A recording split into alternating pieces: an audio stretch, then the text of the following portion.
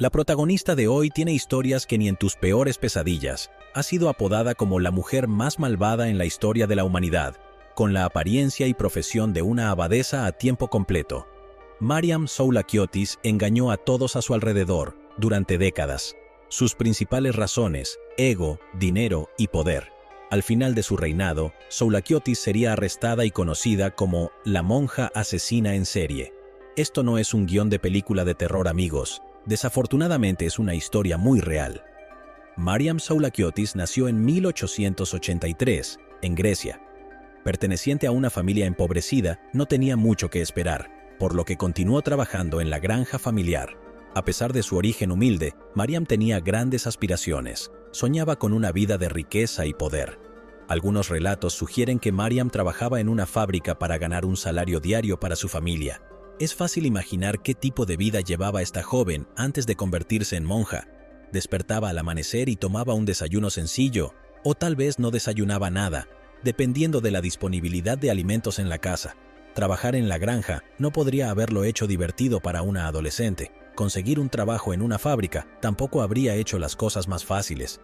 Sin embargo, no perdió el coraje ni, mejor aún, el rigor para convertirse en una personalidad formidable. Dado que Mariam no tenía muchas perspectivas de ganar dinero, eligió el camino indicado que podría ayudarla a hacer realidad sus sueños. Decidió convertirse en monja y unirse a la antigua iglesia calandrista. Matthew Karpatakis era el monje principal de la iglesia calandrista cuando Mariam tenía 23 años. La reunión tuvo lugar cuando Matthew tenía problemas para aceptar los principios de la antigua iglesia clandestina. Estaba completamente alienado de las enseñanzas de la antigua iglesia y decidió comenzar un nuevo convento.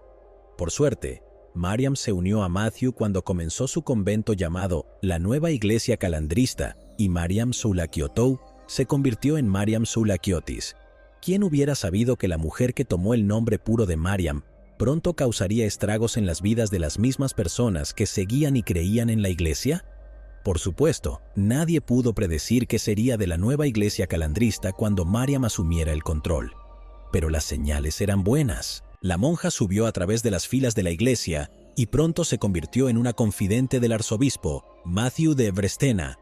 Cuando Matthew entró en un conflicto con la antigua iglesia calandrista, Mariam siempre estaba a su lado.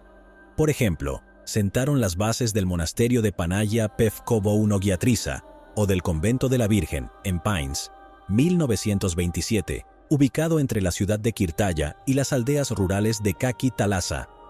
Matthew había estado planeando establecer su propio monasterio durante los últimos 2 años y Mariam le ayudó a conseguir acceso a la tierra. Ella comenzó con 7 acres adicionales de tierra y más tarde ese año adquirió 2 parcelas más. Nadie sabe cómo pudo conseguir tanta propiedad. La autora griega Nina Kuletaki escribió: después de revisar las largas y comprensivas historias de Matthew White sobre el monasterio, no hay explicación legal en cuanto a cómo las monjas adquirieron el dinero para realizar estas costosas compras de propiedades. El anuncio oficial hecho por Matthew en la inauguración del monasterio dijo que era para honrar la presentación de la Virgen María. Sin embargo, la verdadera razón para construir el monasterio fue reunir los fondos que se necesitaban desesperadamente para apoyar el antiguo movimiento calandrista. Tanto Mariam como Matthew tuvieron tacto al ocultar sus verdaderas intenciones cuando comenzaron este nuevo convento. Fueron el vivo rostro de la honestidad, la integridad y la fe para las mismas personas que eran lo suficientemente inocentes como para creer en ellos. La fe fue, de hecho, la fuerza impulsora para los creyentes del movimiento calandrista. Por supuesto, el movimiento no habría seguido prosperando si sus defensores no hubieran sido tan devotos como parecían. Las cosas podrían no haber tomado un giro tan oscuro si Mariam hubiera tenido la misma fe de quienes la rodeaban. No habría recurrido a la violencia, la extorsión y el chantaje absoluto si ella se hubiera aferrado a su propia fe. Construir un monasterio no es una tarea fácil, especialmente cuando tienes fondos limitados. El hecho de que Mariam y Matthew pudieran construir un monasterio desde cero parecía milagroso, expresión que les viene como anillo al dedo. Ninguna de las monjas fundadoras provenían de familias con dinero. Entonces, ¿cómo recolectaron todos los recursos de la iglesia? La misteriosa financiación tenía una verdad espantosa en su núcleo, la cual pronto saldría a la superficie. El convento de la Virgen en Pine fue anunciado como un centro de curación para la tuberculosis. El monasterio fue construido a gran altura y como no había una cura para la tuberculosis en ese momento, las personas que no tenían los medios para recibir tratamiento médico vinieron al monasterio como un refugio seguro. La gente comenzó a venir y venir. El monasterio estaba en una multitud para que pudieran curarse a sí mismos, y Mariam los recibió con placer. Aunque no había ningún centro médico en particular disponible en el monasterio, la gente estaba emocionada de aventurarse en el redil de esta nueva secta. Mariam acomodó a varios pacientes en una sola habitación. Ella no permitió que los médicos visitaran a los pacientes a menos que tuvieran que firmar un certificado de defunción. Esta práctica inteligente habría pasado desapercibida si Mariam no hubiera comenzado otra práctica espantosa en su monasterio. Mientras Mariam disfrutaba de la atención de la nueva iglesia calandrista, el arzobispo Matthew ya estaba envejeciendo cuando se construyó el monasterio, alcanzando la edad de 66 años, mientras Mariam estaba en la flor de la vida. En su juventud, vio cómo Matthew dirigía las actividades del monasterio. No obstante, tuvo que asumir algunas de las responsabilidades cuando Matthew fue llevado a prisión. Después de su regreso, continuó en un viaje espiritual como monje sacerdote. Hacía ayunos de 40 días y se quedaba aislado para acercarse a Dios. Mientras Matthew atravesaba su viaje espiritual con pesadas cadenas de metal atadas a su cintura, su aprendiz decidió vestir a otros. Poco sabía Matthew que la dulce Mariam se convertiría en una tirana a su manera, en su propio monasterio. Cuando Matthew estaba en su lecho de muerte, el arzobispo Crisóstomos de Florina vino a visitarlo. El arzobispo quería enterrar el hacha y posiblemente poner fin a la división en la iglesia calandrista. Sin embargo, antes de que Matthew pudiera intentar decirle algo a Crisóstomos, Mariam irrumpió en la habitación con todas las monjas y le dijo que se fuera. Solo podemos especular cómo se habría producido la curación de la división. Nunca podremos saber qué tipo de efectos habría tenido en el futuro de la iglesia clandestina, ya que Mariam había acabado con toda esperanza de un acuerdo. La salud del arzobispo Matthew había comenzado a deteriorarse en 1939 y Miriam ahora estaba a cargo del monasterio. En ese momento de la vida de Matthew, él era solo una sombra de lo que llegó a ser antes. Tenía que confiar en Mariam sí o sí para tomar decisiones importantes y pronto dejó todo bajo su supervisión. Durante 11 años, a Mariam se le dio el título de Madre Mariam de Keratea. Su ambición de toda la vida de obtener el control estaba completa. Ella era la abadesa del monasterio de Pevkovounogiatrisa. Por ejemplo, usaba la capa de estilo griego que le cubría la cabeza y las cejas. Y sí, amigos, esta prenda de vestir clerical solo la usaban monjas ortodoxas orientales de alto rango. En este punto, Mariam había decidido reunir tanta riqueza como pudiera. No le importaba qué método tenía que usar para hacer el trabajo. A decir verdad, es difícil determinar exactamente cuándo descendió Mariam en ira asesina. Sin embargo, es evidente que comenzó sus prácticas ascéticas poco después de convertirse en abadesa. Su fuerte carácter se había convertido en una fuerza formidable. Quería acumular tanta riqueza como pudiera para su monasterio. Cuando la noticia de las actividades de Mariam se hicieron públicas, los medios la llamaron Madre Rasputin. Donar puede parecer lo más humano que una persona puede hacer, pero ¿y si esa donación se basa en el miedo? Eso es exactamente lo que hizo Mariam. Sus crímenes fueron mucho más allá de las sospechas de importaciones ilegales por las que fue condenada por primera vez. Había destruido un número de vidas al tratar a pacientes que padecían tuberculosis, y muchas personas sufrían aislamiento y dolor. Mariam estuvo involucrada en cientos de homicidios negligentes. Recaudó propiedades por valor de millones de dólares a nombre de las niñas con dotes. Primero, podía atrapar a una familia rica, prometiéndoles la salvación.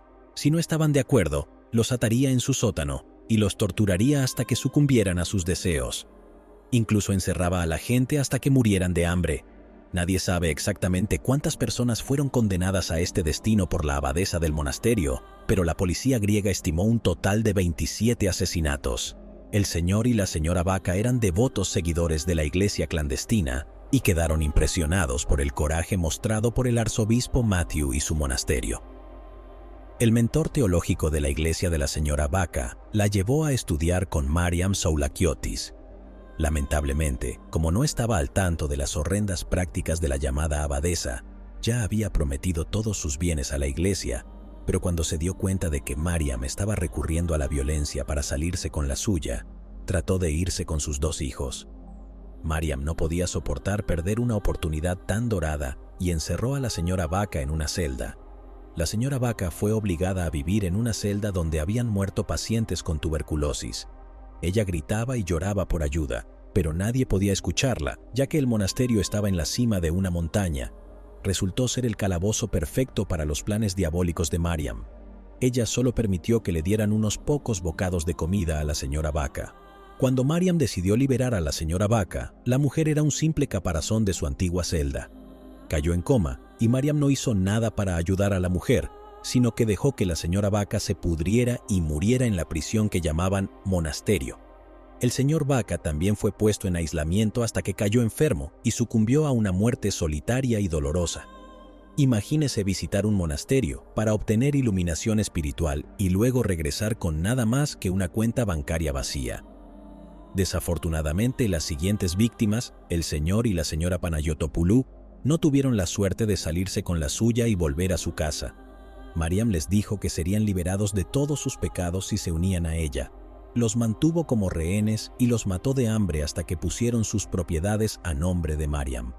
Mariam no era de las que dejaban hilos sueltos y decidió que lo mejor sería que los Panayotopoulou dejaran este mundo de una vez por todas, consiguiéndoles un diagnóstico de tuberculosis, que era una sentencia de muerte a principios de 1900. Los médicos solo incluían disminuir el dolor del paciente, ya que no tenían cura.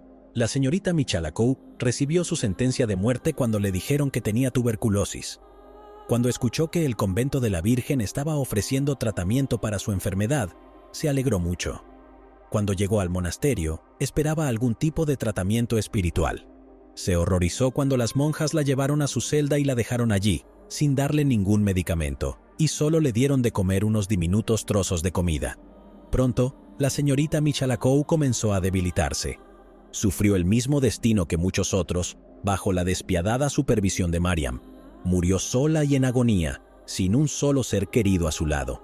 No todos los que vivían bajo el gobierno de Mariam estaban contentos con la forma en que ella conducía los negocios. La hermana Tedote intentó hablar en contra del método cruel de la abadesa, pero Mariam no era de las que se tomaban esto a la ligera. Acusó a la hermana Tedote de mala conducta y ordenó que las monjas la golpearan como castigo. El resto de las monjas no tuvieron más remedio que seguir las órdenes. Ellas golpearon a la hermana Tedote hasta que sufrió una hemorragia interna. Murió en el acto debido a la intensa paliza y había pagado su penitencia por no estar de acuerdo con la abadesa. Cualquiera que intentara oponerse a los golpes de la madre Rasputin enfrentaría su ira. La hermana María también habló en contra de Mariam y fue castigada con una paliza despiadada. Cuando llegó al hospital, estaba herida hasta quedar irreconocible. Tenía una hemorragia interna y sus órganos vitales estaban dañados. Los médicos intentaron salvarle la vida, pero ningún tratamiento médico puede compensar la brutalidad infligida por Mariam Soulakiotis. La hermana María tomó su último aliento y fue liberada de las garras de la Iglesia Calandrista. La Iglesia Calandrista negó que Mariam Soulakiotis tuviera algo que ver con los asesinatos. Sin embargo, ha habido múltiples declaraciones de testigos que dicen lo contrario. Soulakiotis atraería a personas inocentes a su monasterio y les prometía la salvación. En lugar de eso, ellos serían atados en un sótano y eran obligados a transferir todas sus propiedades a nombre de Mariam. Mariam fue juzgada por 7 asesinatos. Las autoridades estimaron que había matado al menos a 27 personas por hambre, homicidios negligentes y palizas en nombre de penitencias religiosas. Las figuras religiosas tienen autoridad sobre las personas. Los crímenes de Mariam Soulakiotis pasaron desapercibidos porque nadie creía que ella pudiera ser capaz de tal villanía. Si hubiera sido una mujer común y corriente, las cosas habrían sido completamente diferentes. Por suerte, Mariam continuó enviando monjes por toda Grecia para encontrar solteras ricas, viudas y familias. Ella atraería a estos creyentes inocentes para que donaran al monasterio y robaría las donaciones. Un día, la policía recibió un aviso anónimo. La fuente informó a la policía que una anciana había donado todas sus propiedades al monasterio. La hija de la mujer estaba segura de que su madre no habría prometido el dinero sin haber sido obligada. Esta acusación no fue suficiente para arrestar a Mariam. La policía comenzó a investigar las misteriosas fuentes de riqueza de Mariam. Sin embargo, descubrieron que la abadesa estaba involucrada en la importación ilegal de aceite de oliva y otras especias. El cargo de importaciones ilegales no era suficiente para arrestar a una figura de alto perfil como Mariam. Después de un tiempo, una mujer llamada Eugenia Marghetti se presentó diciendo que la abadesa del monasterio la mantenía aislada. Alegó además que había sido torturada para entregar sus propiedades de un valor de 118 millones, que equivalen a $80.000 estadounidenses en ese momento. En 1949, Christo Spírides fue a la policía griega en busca de su hija, Simela Spírides, que desapareció ese año. El FBI rastreó a Simela hasta el monasterio. El padre de la joven de 18 años dijo que había sido convencido por una monja llamada Mariam para regalar sus bienes por un valor de $10.000 estadounidenses. Él le dijo a la policía que la monja había visitado los Estados Unidos para recoger los bienes donados al monasterio. La prensa The Associated reveló más tarde que Christo se habría reunido con su hija. La policía continuó investigando las acusaciones hechas en contra de Mariam Soulakiotis. Descubrieron que el monasterio practicaba el ascetismo y no permitía que ningún médico tratara a los pacientes que padecían tuberculosis. Casi 150 personas murieron debido a la falta de tratamiento médico mientras permanecían en el monasterio. A medida que avanzaba la investigación, la policía descubrió varias víctimas que hablaban de que la abadesa los golpeaba por sus delitos menores. Tenía la costumbre de encerrar a sus víctimas en régimen de aislamiento. Los que sobrevivieron revelaron cómo Mariam solía mirarlos fijamente hasta que se desmoronaban y transferían sus propiedades a su nombre. La agencia de noticias Reuters informó que en el momento de su arresto, Mariam tenía casi 300 casas y granjas a su nombre. Además, había recolectado oro y joyas por el valor de miles de libras durante su traicionero reinado como madre Rasputín. En la noche del 4 de diciembre de 1950, cuando Miriam Soulakiotis dormía profundamente en sus magníficas habitaciones, la policía entró en el monasterio. Un total de 85 agentes de policía registraron los terrenos del monasterio. Habían previsto los asesinatos cometidos por Mariam y trajeron consigo a un fiscal adjunto, un juez y un forense.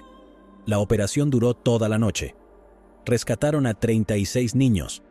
La policía tuvo que quitar físicamente a los niños de las manos de las monjas. Según la policía, también fueron rescatadas varias ancianas semidesnudas, desnutridas y enfermas, atadas en sótanos. El caso de Mariam Soulakiotis era extremadamente delicado. Los fiscales no estaban seguros de si podrían condenarla por los cargos de fraude y malversación de fondos. Comenzaron su juicio bajo el cargo de importar aceite de oliva y neumáticos ilegales. Sin embargo, la autoridad de la iglesia calandrista pronto terminaría. El culto de Mariam, llamado los Matt Whites, fue prohibido en enero de 1951. El arzobispo Spiridon Vlachos de Atenas y el metropolitano Crisóstomos de Florina no pudieron reconciliar sus diferencias. La vieja iglesia calandrista fue desmantelada y Mariam no pudo usar la religión como excusa para sus atroces crímenes. El fiscal fue libre de acusar a la despiadada monja y lo hizo. No escatimó ni un solo detalle de su vida criminal. Acusó a Soulakiotis de todos los delitos que había cometido en los últimos 10 años, incluido el homicidio, el fraude, la falsificación de testamento, el chantaje y la tortura. Soulakiotis continuó presentándose como una monja piadosa.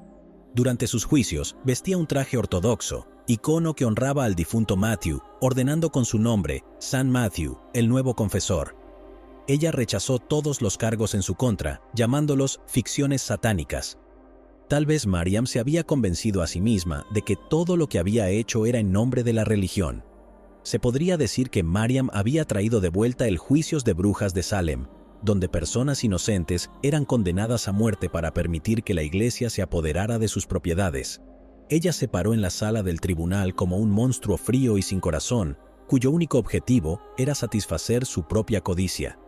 Mientras escuchaba los cargos presentados en su contra, se santiguaba y hacía una oración de venganza a San Matthew. Ella sabía que no tenía ninguna defensa. Sin importar el vacío legal que intentó utilizar, el abogado defensor dijo que las personas que entraban al monasterio harían el voto de propiedad. Ellos entregarían toda su propiedad al monasterio por su propia voluntad. Afirmó que las propiedades fueron transferidas a nombre de Mariam porque el monasterio no tenía una estructura legal. La enormidad de los crímenes de Mariam resultó en 3 juicios separados. El primer juicio se llevó a cabo en los años 1951 y 1952. El segundo continuó en 1953 y el tercero y último juicio concluyó unos meses antes de su muerte. Fue condenada por 26 meses después de su primer juicio, 10 años después del segundo juicio y 4 meses consecutivos en su último juicio. La sentencia de Mariam en 1951 fue como una conmoción para los Matwites de toda Grecia. Ellos realizaron una manifestación para liberar a su líder de las garras del sistema legal. Exigieron que ella fuera liberada y devuelta al lugar que le correspondía. La policía tenía que proteger al arzobispo Spiridon. Había una posibilidad peligrosa de que los calendaristas secuestraran al arzobispo y exigieran la liberación de Mariam de la prisión. Mariam Soulakiotis fue encarcelada en la prisión de Averov, ubicada en la avenida Alexandras, en Atenas. Pasó la última parte de su vida tan aislada como sus víctimas, pero no sufrió el mismo final. En toda la duración de su sentencia, que fue de 14 años, solo pasó aproximadamente un año en prisión antes de enfermarse. La llevaron a un hospital donde murió a la edad de 71 años. Soulakiotis tenía más de 400 seguidores cuando estaba en el poder. Casi 500 personas donaron sus propiedades al monasterio al redactar un testamento a nombre de Mariam. El mismo número de personas murieron en el monasterio debido a enfermedades, hambre o tortura. Las enfermeras de Matthew continuaron orando por la intercesión de Santa Mariam, ya que creían que ella era el modelo de pureza y piedad. Los calandristas continuaron prosperando bajo un nuevo liderazgo. Nadie sabe quién reemplazó a la formidable Mariam Soulakiotis, la mujer que continuó desaparecería sin dejar rastro. Eran expertos en ocultar su identidad y su ubicación. Veneraban a Mariam Soulakiotis como su verdadera santa y afirmaron que los sacerdotes y monjes varones estaban celosos del éxito de Mariam. Cuando se les preguntó acerca de los cientos de muertes en el monasterio, los Matwites explicaron que las personas que se unieron a la iglesia ya eran muy mayores y que el hecho de que murieran fue la voluntad de Dios y no la negligencia de Mariam. Soulakiotis dejó una profunda huella en las páginas de la historia de muchos escritores griegos que exploraron la vida de la despiadada asesina que se escondía detrás del velo del destino. Nina Kouletaki explica la naturaleza vengativa de la abadesa en su libro Las asesinas, publicado en 2019, diciendo: «Es solo por casualidad que el monasterio usó el antiguo calendario juliano en lugar de su forma revisada. Solo una astuta abadesa como Soulakiotis habría tenido el mismo éxito, independientemente de su tipo de cristianismo ortodoxo griego». Kerry Segrave, quien escribió un relato exhaustivo de Mariam Soulakiotis en su libro Mujer cereal y asesinos en masa, declaró que los fiscales estimaron el número total de víctimas en 177. Al final del día, la historia de Mariam Soulakiotis es una historia de fe.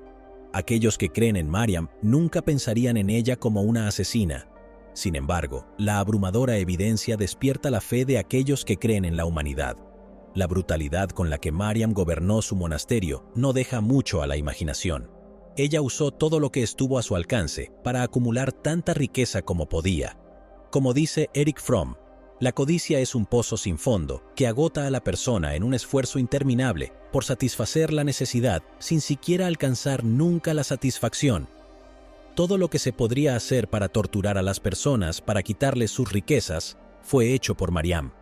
Su fe la llevó a los límites del fanatismo, hasta que no pudo distinguir el negro del blanco. Eligió envolverse en un hábito negro porque era el color de su corazón. La lección permanece. No se debe juzgar un libro por su portada, incluso si esa portada es en forma de hábito de monja. Llegados aquí, ¿acaso no has visto este otro crimen? Yo no me lo perdería.